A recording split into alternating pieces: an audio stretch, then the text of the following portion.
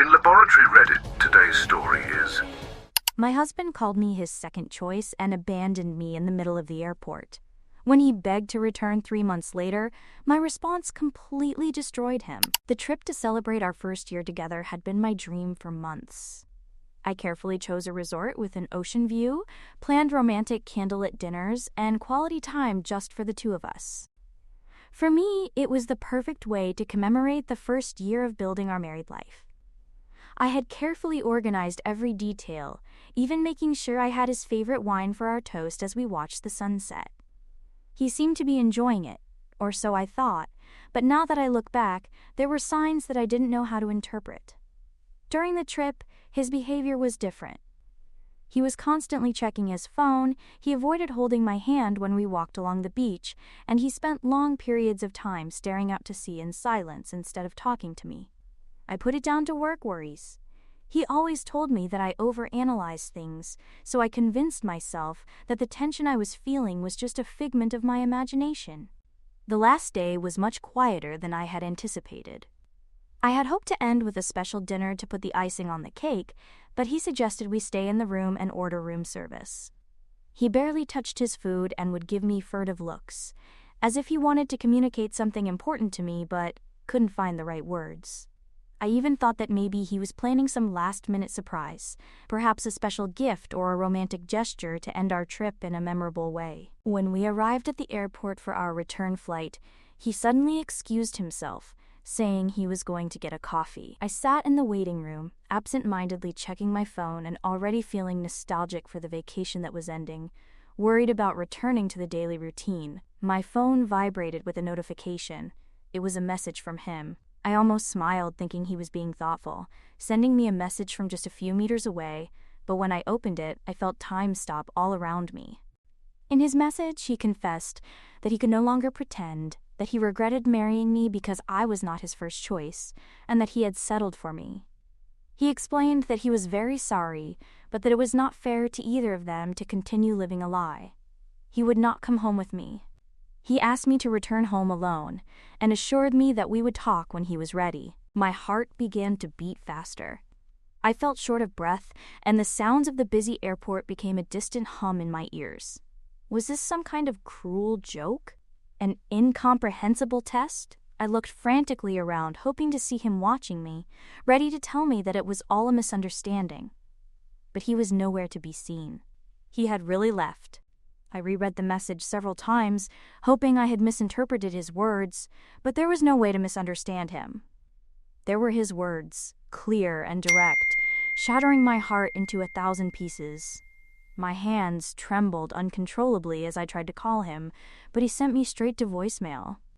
The man I had promised to love and cherish for the rest of my life had just abandoned me in an airport without having the decency to explain himself face to face. I remained motionless, staring at my phone screen, wishing he would answer, that he would return my call, that he would say something to explain what had just happened. Passengers were moving around me, completely oblivious to the emotional disaster I was experiencing among them. They announced the boarding of my flight, and I mechanically got up, dragging my hand luggage as if it weighed a ton. The stewardess smiled kindly as I boarded, but I could barely manage a weak acknowledgement. The seatbelt seemed to suffocate me as I sank into my window seat. Tears threatened to overflow, but I refused to give in to them. I clenched my fist tightly, my mind reeling between disbelief and unanswered questions. How could he do this to me? Why now, after a year of marriage? And what exactly did he mean when he called me his second choice? The plane took off, and I fixed my gaze on the clouds, finally allowing the silent tears to run down my cheeks. I wanted to scream, I wanted to protest the injustice of it all, but instead I locked myself in my own silence. Memories of our relationship paraded like a cruel montage in my mind. The way he proposed to me, the laughter we shared on our honeymoon, the promises we made to each other. Had it all been a farce? Had I faked every smile, every kiss, every "I love you"? Halfway through the flight, I couldn't hold back any longer. I took out my phone and wrote a direct message. Why? Why are you doing this? His reply came almost instantly, in a cold and distant tone. He explained that he was tired of pretending to be someone he wasn't, that he had tried to make our relationship work, but that he couldn't force feelings that simply weren't there. He admitted that he married me because he considered me secure, reliable, and easy to please, but that I wasn't the woman he really wanted. He confessed that he thought that in time he would come to love me, but that he had been wrong. My stomach contracted painfully as I read his words. I felt humiliated and discarded, as if I were nothing more than a temporary replacement. Safe and reliable? Was that all I meant to him? I wrote furiously, asking who this first choice he spoke of was. Had he been unfaithful to me? Was it someone else? He did not answer those questions. By the time the plane landed, I felt completely numb. My heart felt like an empty shell, and my mind was clouded by a mixture of anger and despair. I didn't even try to call him again. I knew it would be useless. He had made his decision. The man in whom I had placed all my trust and my heart had destroyed him without a second thought. I arrived at our house, which now felt strangely empty, even though everything was in its place. It no longer felt like a home. Every corner reminded me of the life we had built together, or rather, the life that I had built while he had only pretended to participate. His shoes by the door, his favorite coffee cup on the counter, our wedding photo on the shelf, all these objects seemed to mock me with their presence.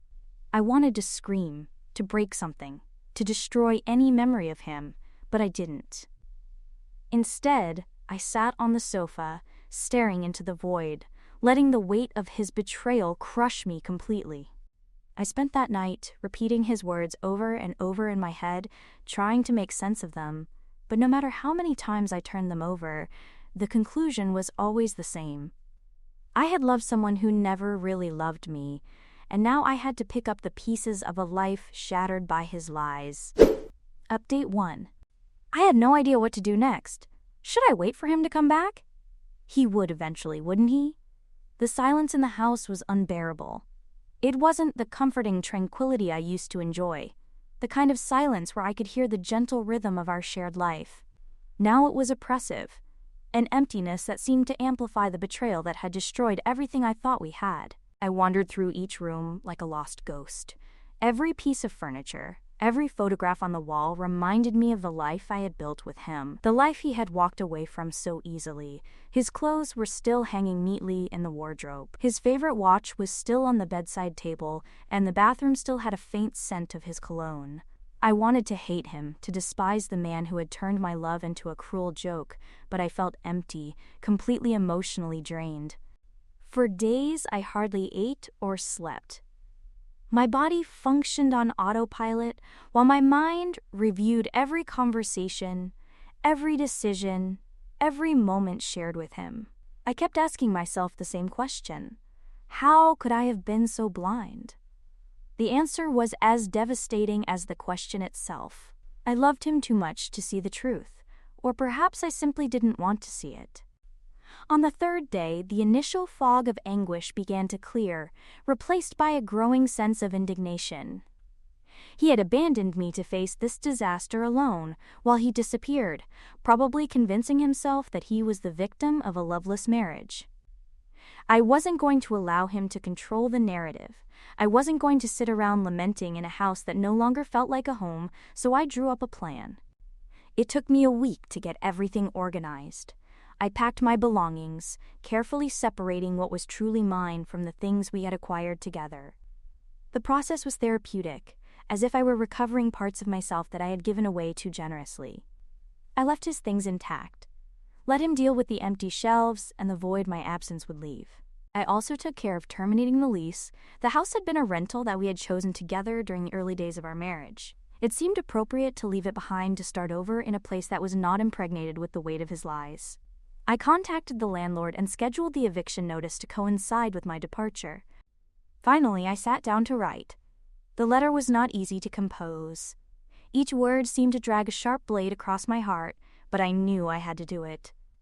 I needed to express my feelings, to make him understand the gravity of what he had done, not only to me, but to the person I was before I met him. I began by telling him that I was leaving, not only the house, but the marriage. I wrote about the sacrifices I had made, the love I had invested in him, and the trust I had shattered with a simple text message. I explained how humiliating it felt to be discarded like an afterthought, to be labeled his second choice, as if I were some kind of consolation prize for his failed fantasies. Then I referred to the woman I suspected was his first choice.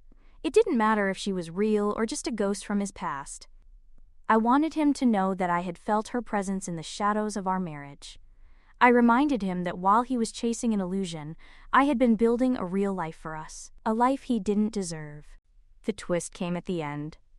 I revealed that while he thought he was walking away on his own terms, I had already taken the first step. Along with the letter, I included 2 official notices, one to initiate our divorce and the other to terminate the lease. The lease ended in a week, and he would have to deal with the logistics of finding a new place and moving out.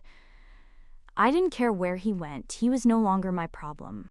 I signed the letter not only with anger and bitterness, but also with the quiet dignity he had tried to rob me of. I refused to continue being a woman who prioritized the needs of a man over her own. On my last day in the house, I left the letter on the kitchen worktop, held up by the shards of his favorite coffee cup that I had broken, a little ironic touch that gave me more satisfaction than I expected. I took one last look around the house. It was just the empty shell of the marriage I was leaving behind.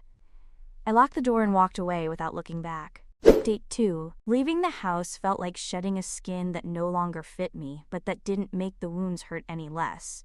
The first night in my new, small apartment was almost unbearable. The walls seemed to close in on me, and the silence was not at all comforting. It only amplified the chaos in my head. I spent hours lying on a mattress that I had hastily bought in a discount store, staring at the ceiling and wondering if I had made a mistake in leaving. But then something changed. I experienced a moment of clarity. I didn't need to live among the ghosts of a failed marriage. I didn't have to constantly wonder if my husband's distant gaze meant he was thinking of her. This space, however small, however imperfect, was completely mine, and that represented a new beginning. I had to take a few days off work. I was completely devastated. My friends tried to support me, but I still didn't feel ready to face them.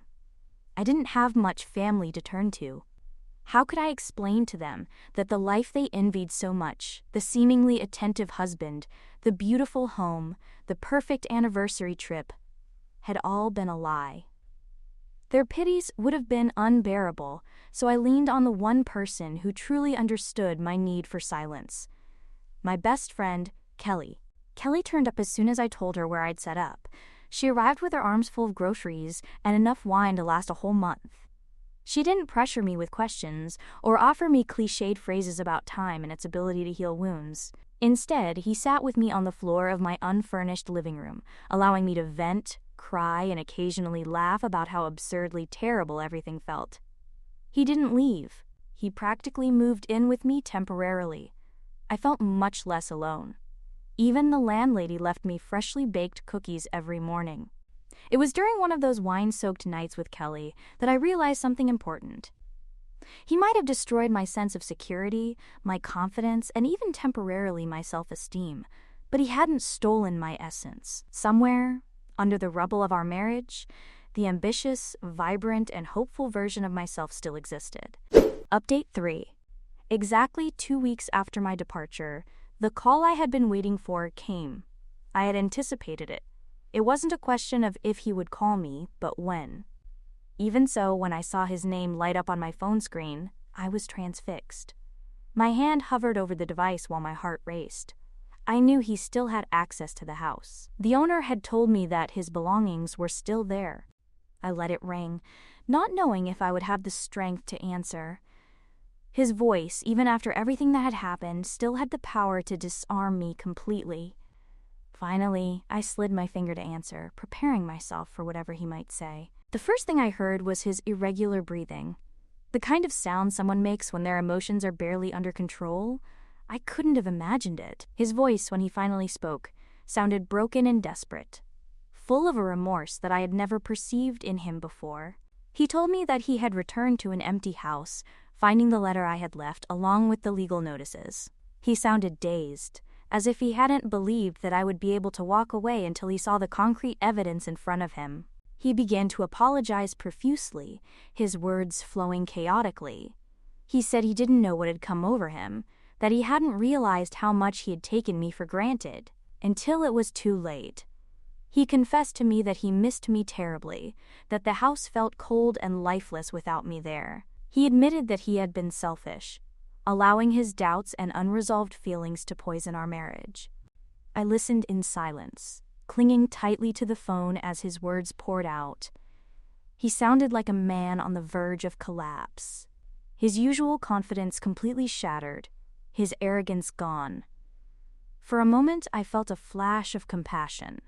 This was the man I had loved, the man I had dreamed of sharing my whole life with. But then I remembered the message he sent me, the callous way he had discarded me at the airport like luggage he no longer wished to claim. He said he was willing to do whatever it took to repair our relationship, that he couldn't bear the thought of losing me.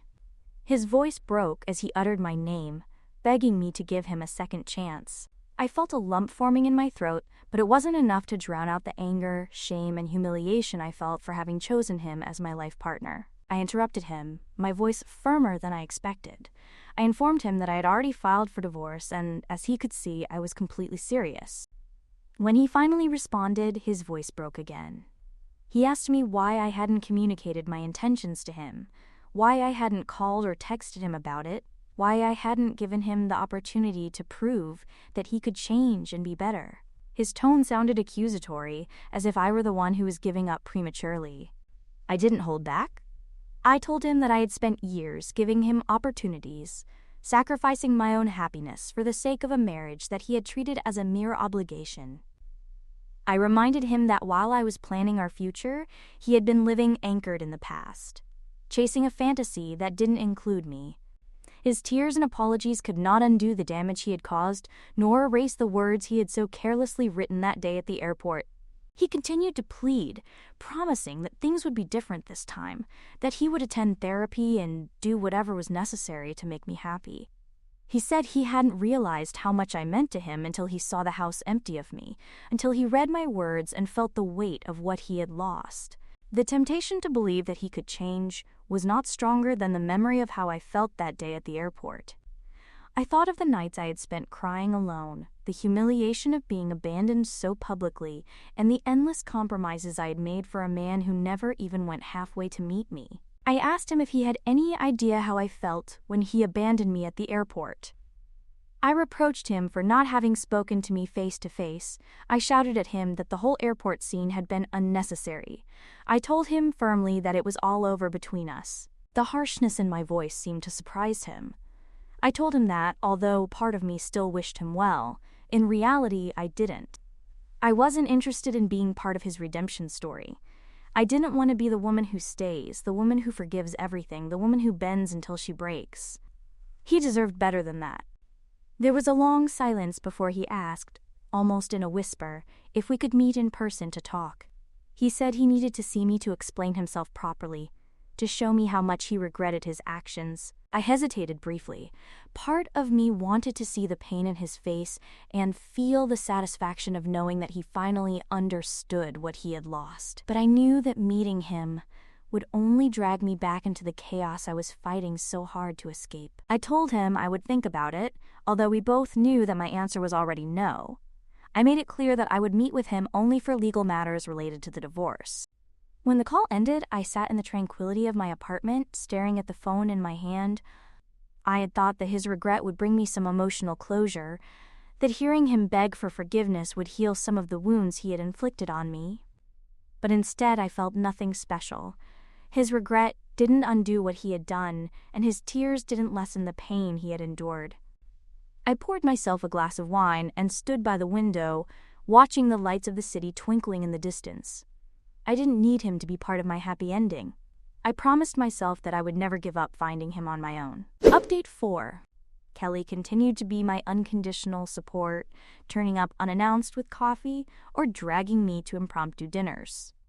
One night, while we were sharing a plate of nachos at our favorite cafe, she told me that I seemed different, maybe a little happier than before. 2 months had passed since my departure when I received a message from him.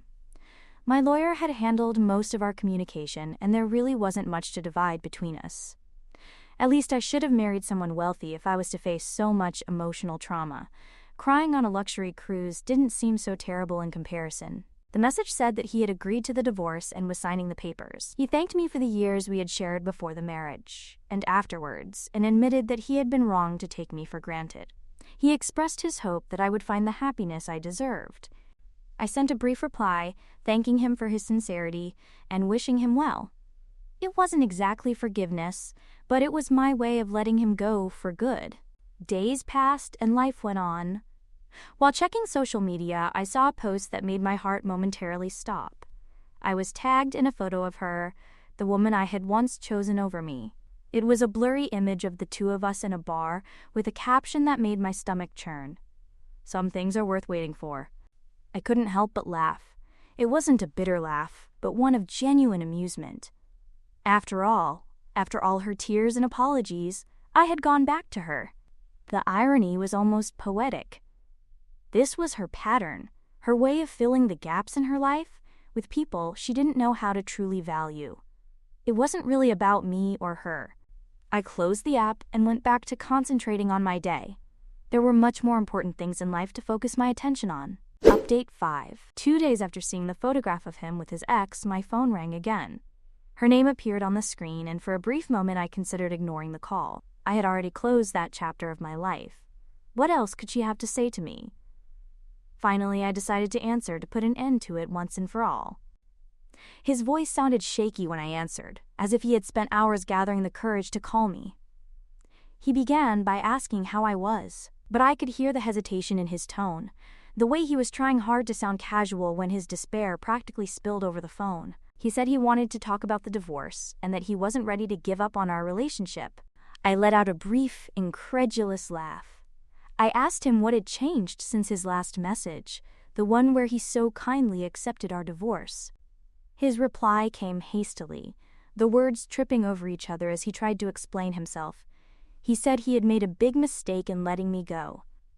The scene of our separation had made him realize how much he needed me in his life. I interrupted him, saying that he didn't seem to mean it. He immediately continued. He said that the photo with his ex didn't mean anything, that it was just a casual outing with an old friend, and that people were reading too much into it. He insisted that he was still in love with me, that he couldn't imagine his future without me in it. I let him speak without interrupting, my silence feeding his growing desperation. His voice broke as he begged me to reconsider my decision and give it one more chance. He was willing to go to therapy, to do whatever it took to fix our relationship. He said he couldn't believe I had given up on us so easily. That was the limit for me. Easily?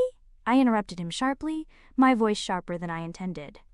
I told him that if he thought this had been easy for me, he clearly hadn't been paying attention. I complained that he hadn't even had the dignity to end our relationship in a respectful manner. I asked him to consider the damage he had caused. I reminded him of the years I spent being his emotional punching bag, his second choice, his afterthought. He tried to interrupt me, but I wouldn't let him. I told him that his regrets didn't erase the pain he had caused or the humiliation of being abandoned at an airport, because he didn't have the courage to be honest with me. I told him that his tears didn't undo the words of that text he sent, a message that shattered my trust and left me questioning my own worth as a person. He began to apologize again, but I had no interest in listening to more empty apologies. I told him that I had seen the photo with his ex and that it confirmed everything I already knew about him. I explained that he was not capable of being alone, that he was so desperate for validation that he would cling to anyone who would give him the attention he craved. His voice rose, now clearly defensive. He insisted that the photo was being misinterpreted and that I was exaggerating the situation. He claimed that he did not love her, that he had only contacted her because he was lonely. I couldn't help but laugh. That was exactly what I was pointing out.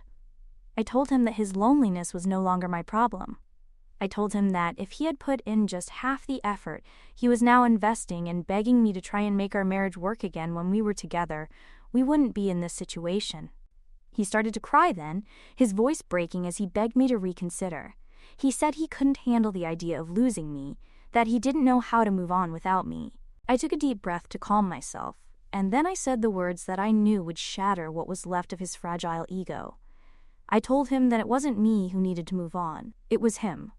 I explained that I had already started to build a life without him, one that didn't revolve around his moods or insecurities. I confessed that I didn't miss him, not even a little, and that the only thing I regretted was having married him in the first place. I could practically hear his heart breaking, his pride crumbling. I didn't want to be cruel, but listening to him made me feel an indignation that I couldn't contain. When he finally spoke, his voice sounded small, almost childlike. He asked me if there was anything he could do to change my mind.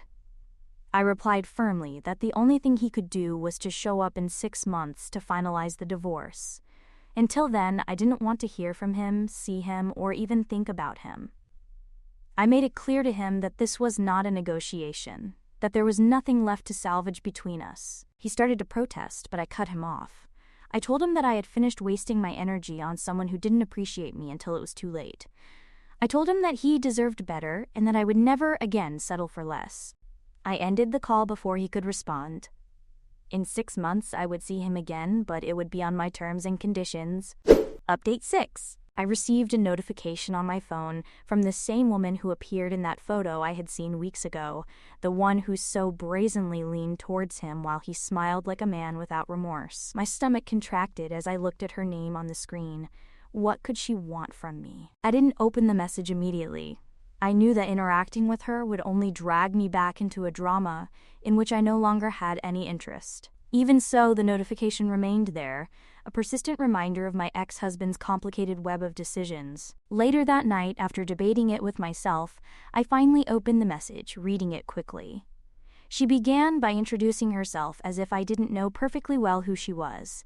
Then she adopted a strangely familiar tone, saying that she hoped I didn't find her message inappropriate, but that she considered it necessary to clarify things between us. She explained that she was aware of our divorce and wanted to assure me that she had had nothing to do with that decision. She claimed that she and my ex had only resumed contact after he informed her that we were separating. She emphasized that they were now just friends, and that she hoped I could understand that there were no bad intentions on her part. Did she expect me to thank her for her kind explanation? She even went so far as to suggest that if I ever wanted to talk, she would be happy to clarify things in more detail. What exactly was there to clarify? My ex had already made her priorities perfectly clear the moment she abandoned me in that airport. She wasn't the reason my marriage had fallen apart. He was, but that didn't mean I owed her a conversation or my forgiveness. I considered replying, but then I stopped. Interacting with her would give her exactly what she was looking for: attention, validation, and a sense of control over the situation. And I absolutely refused to give her any of that. Instead of replying, I deleted the message and blocked her profile immediately afterwards. My silence would be my only response. The next day, I casually mentioned the incident to Kelly, who rolled her eyes so intensely I thought they might get stuck. She commented that the ex's outreach was simply a cheap attempt at absolution, or perhaps to add more fuel to the fire. Kelly reminded me that my silence was the best possible response, and I knew she was absolutely right. After that episode, I completely put the incident out of my mind. I had already wasted enough time on people who thrived on chaos and the constant search for attention. The best thing I could do for myself was to keep moving forward, leaving them all behind where they belonged, in my past.